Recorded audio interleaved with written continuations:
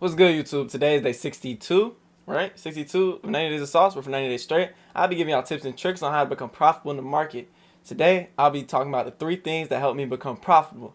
If y'all have not seen the last video, please go check that out. I think it was, I did a recap on the trade I took. Today, I took a trade I lost $100. The trade recap will be on TikTok. Please go to my TikTok if y'all have not already. But yeah, man, I don't know if I said it, Discord link is in the bio.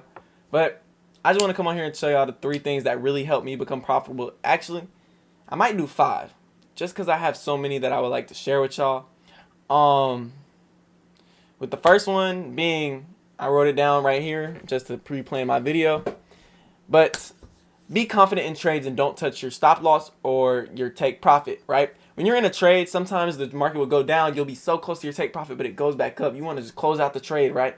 You want to do all these other things, and that's your emotions taking over. But do not do that. Just let the play out. If anything, move your stop loss to break even and put your TP1, TP2 if you're targeting a really far target, right?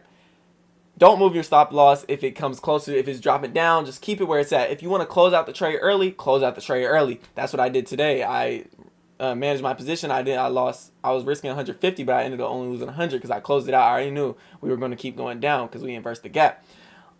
Wait for your A+ setup. Make sure all the confluences line up. Make sure everything that it's nothing in the way. Because if you say, a lot of people will try to force a trade, right? They might sit there and they be like, okay, everything lines up, but this is really denying it like from going up. But they'll still sit there and take the trade just because they want to get into a trade. They want to be able to, okay, I want to go into here even though everything does not line up. But if 2 out of 4 of my confluences line up, then I'm going to go into that trade. No, you have to have everything lined up, your A++ setup. Because if you don't, the market's not going to go in your favor. Those other 2 confluences that you don't count are going to take over. I promise you that.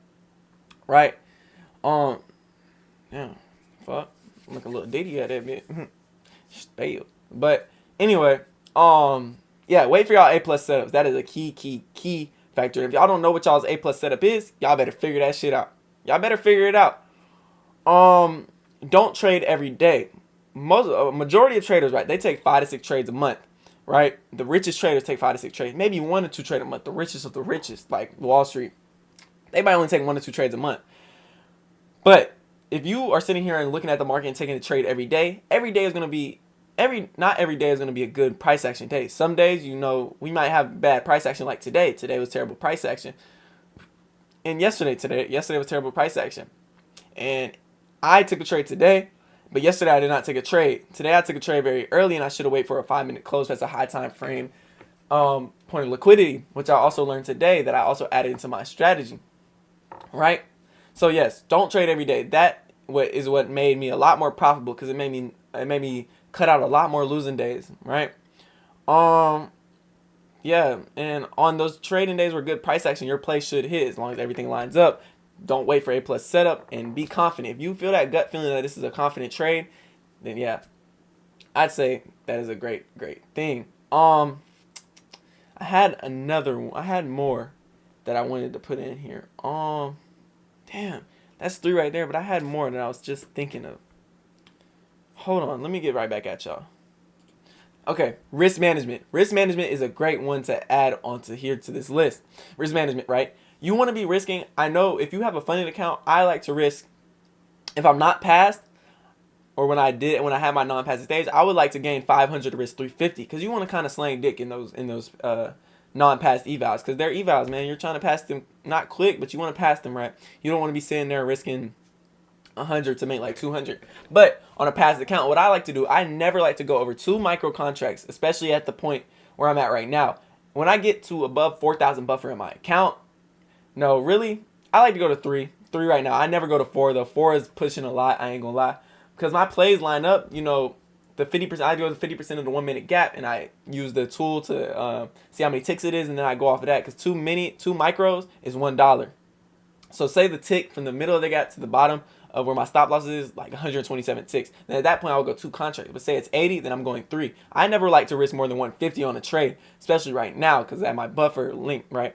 And that's reasonable. You're not going to lose 10 trades in a row if you're a really good trader, which you should be if you pass the account, right? So with that being said, if you're risking $100, what, 10 trades to fully close out your account if you're in profit 1,000, which that should not happen.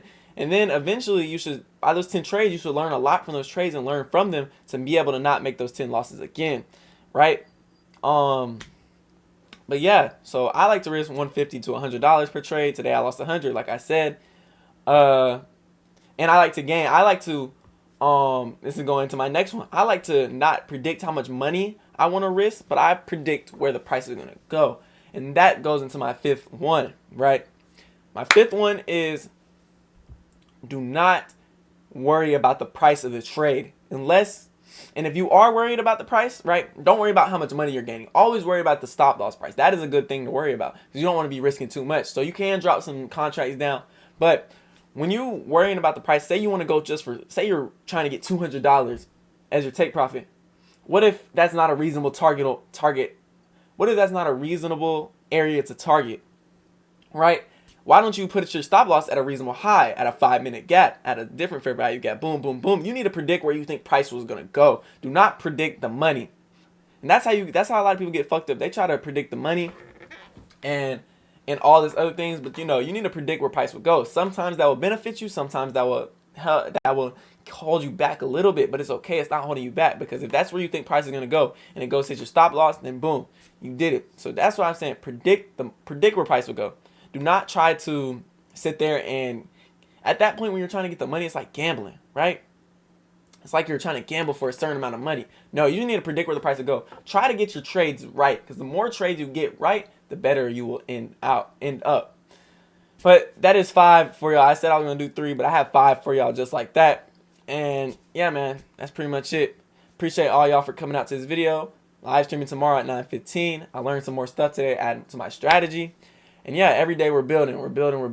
But thank y'all for coming out.